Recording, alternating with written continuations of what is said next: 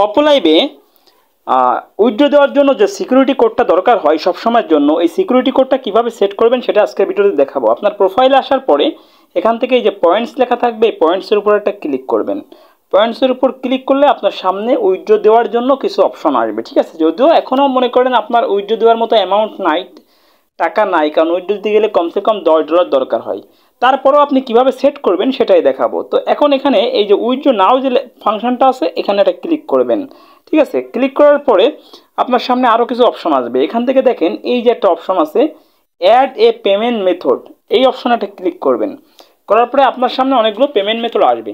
এই payment method যখন আসবে এখান থেকে যে কোনো একটা সিলেক্ট করলে আপনার কাছে পাসওয়ার্ড আসবে, পাসওয়ার্ড চাইবে। দেখেন এই যে বিকাশ আছে, বিকাশের ডান পাশে বাইন্ড লেখা আছে, এই বাইন্ডে একটা ক্লিক করলাম।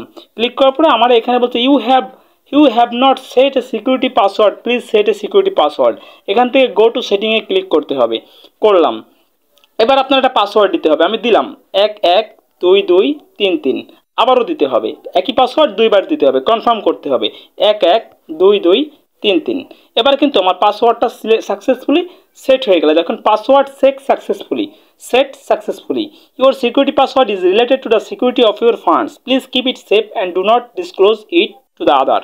এটা কারোর সামনে বলবেন না, এটা নিজের কাছে রাখবেন। যদিও কাউকে বললেও বা কেউ জানলেও কোনো সমস্যা না, কারণ আপনার মোবাইল তো আপনার কাছেই থাকবে।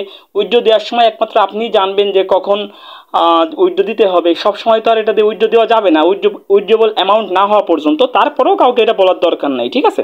তো এভাবে মূলত সিকিউরিটি পাসওয়ার্ডটা সেট করতে হয়। ভিডিওটা ভালো লাগলে অবশ্যই লাইক প্রদান করবেন, কমেন্ট করবেন। আর আপনি যদি আমার চ্যানেল নতুন হয়ে থাকেন নিচ থেকে চ্যানেলটি সাবস্ক্রাইব করে রাখবেন। আজকে এ পর্যন্তই, ধন্যবাদ।